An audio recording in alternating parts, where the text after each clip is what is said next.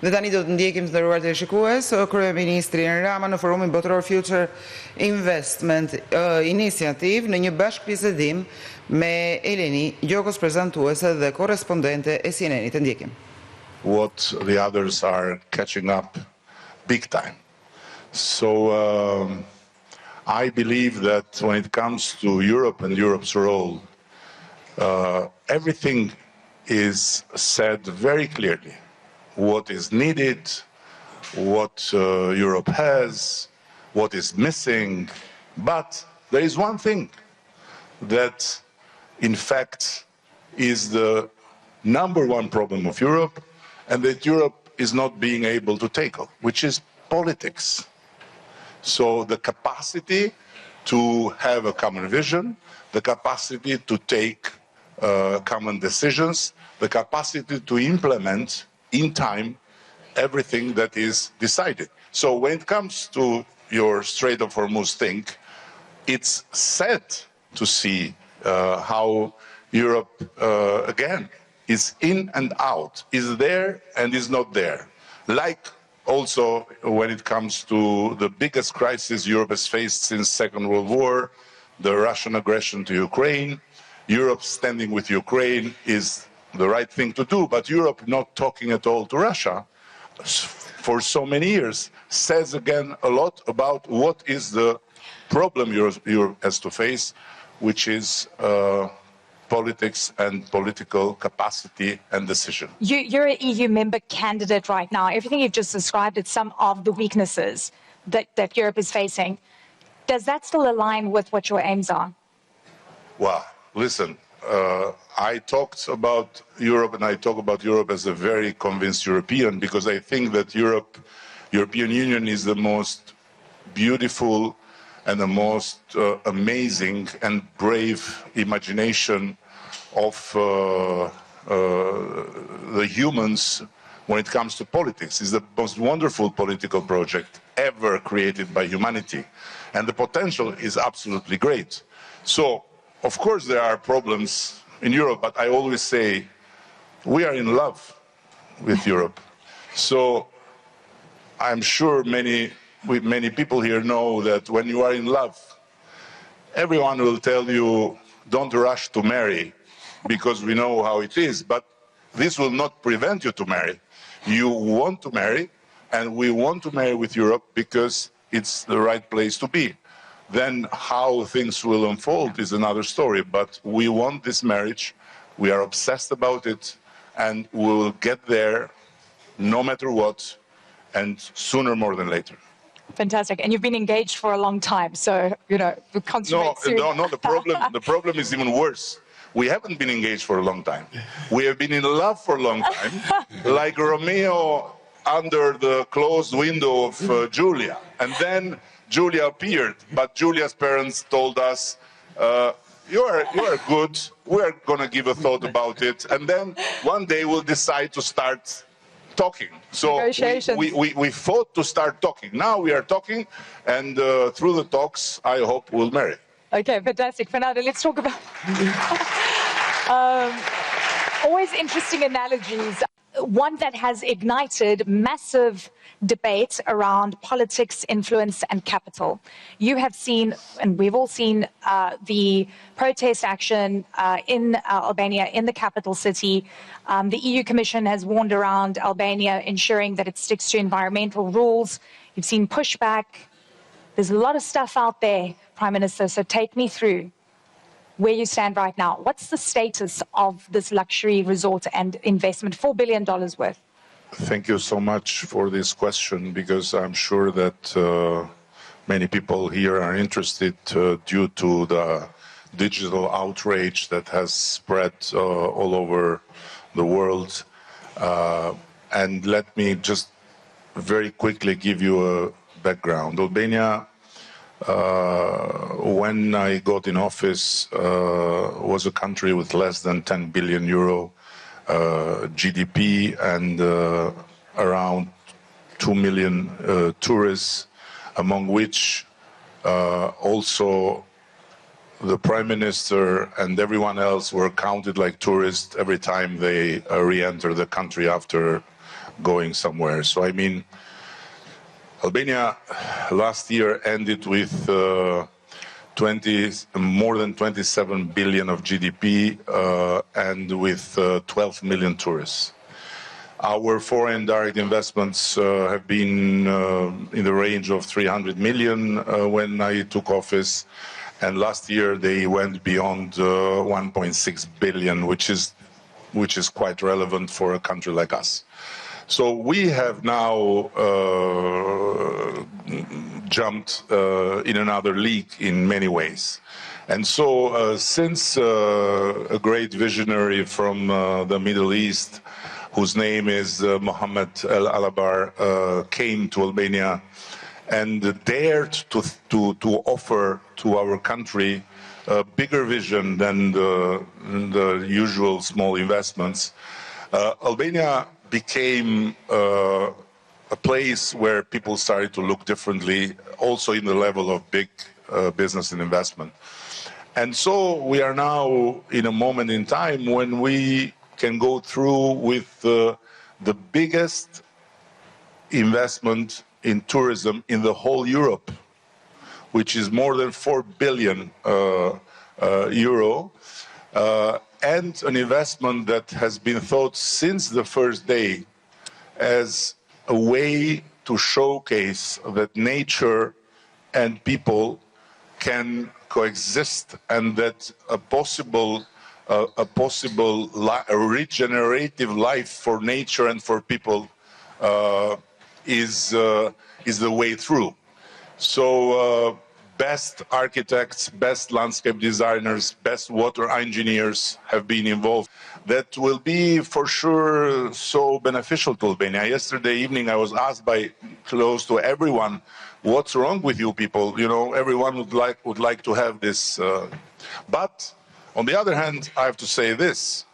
To me, the fact that there are people in Albania nowadays that get in the street and protest, and in the name of nature and in the name of protecting birds, it's amazing. It's amazing for a country that until a decade ago was a destination for hunting barbarians, tourists with rifles that were being smuggled in the country and coming from this country and other Western countries to kill big-time birds and animals with no control. So, or 10 years ago, Albania was a place where the forests were full of noise of the machines that cut trees. So we went through moratoriums of 10 years for cutting trees, for hunting. We have tripled the population of birds in Albania and so on, and we'll go through. But one thing I want to say here, the digital outrage, of course, has been provoked mostly because Kushner and Trump, shadow behind, are enough to bring a lot of people from a lot of ways of life, from a lot of continents, just jumping. But the amount of falsehoods, the amount of fake videos, the amount of videos that were taken from protests in different countries and were pushed as protests in Albania, the amount of bots that have been entering there from our enemy. We have an enemy. We have only one enemy, which is the Khomeini's Republic of Iran, and they are engaged since 3 years in a ruthless cyber attack against Albania, and they entered also in this game. The amount of craziness that so, has Prime Minister, been, it's something that I want to say is corroding from within our democracies, is bringing European and European perimeter in some paths that sooner more than later will completely destroy the sense of politics, the sense of decision-making, the sense of compromise in our part of the world. So this is what I have seen from that. And it's time that democracies stop to believe that the freedom of reach is an extension of the freedom of speech. The freedom of reach is what every regime, through every propaganda, has done to go in every brain and to put the lie in the brain. Thank you for that context, and we've run out of time. I'm going to give you quick fire questions, just yes or no. Has the land been bought already by the investors? Has the land been bought already by the investors? Listen, don't go there, because you remember me now that you are from CNN. Yes, and, no problem. Let's stick to the facts. I hate to say that in this I've learned in the hard way that you are not an objective source, but you being Greek makes me feel in obligation to not go there. So yes, the land has been bought by the investors. Yes, it's a private land. Yes, an environmental impact assessment is ongoing. Yes, there is not yet a project being approved. Yes, there is not yet a building permission. Yes, there is nothing that has to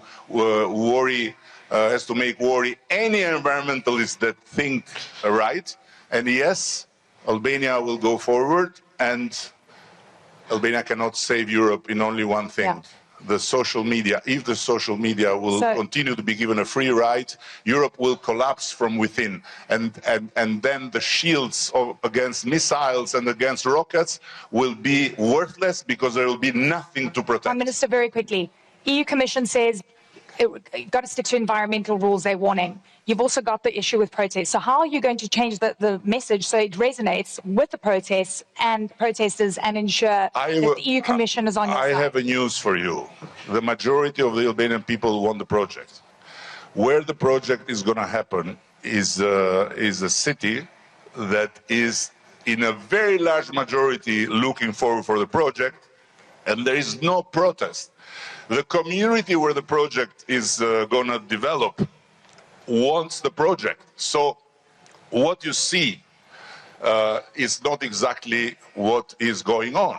The outrage is there, I understand, but when it will fade away, and when I will send a very special invitation to CNN to come for the opening, everyone will be happy, and I'm sure that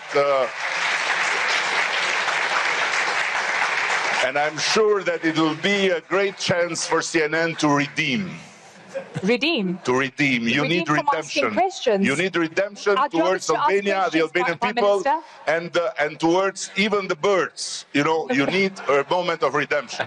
Because the birds, the waters, the trees, and everything will be much better than it is today. The project aims to have a net positive 25% more green than it is today. Fantastic. Today, the waters of the lagoon are infectious, and we will have a complete different system to make the waters clean again, like you say in the United States. Clean again, not great again. All right. Thank you. Congratulations. Well, thank you for clarifying all of that. Thank you for clarifying all of that. No, I thought you were thanking for the invitation. This is most important. Are you inviting me? I don't know. But listen, you know, our job is to ask questions, and sure. And of course, your responses are always very welcome. Listen, We've run out of time. The problem are not the questions. The problem is the spin. And I will tell it all the way, because I haven't the possibility to tell. I was a guest in CNN. I had an interview, and fair enough, all of them who think differently had their time. But for the anchor who invited me as a guest to publish in her profile a statement that was offensive, not critical, offensive to me, is really something. That's why I think Albania owes to this lost soul the possibility to come, kiss the birds, and redeem, and we'll do it. Thank you.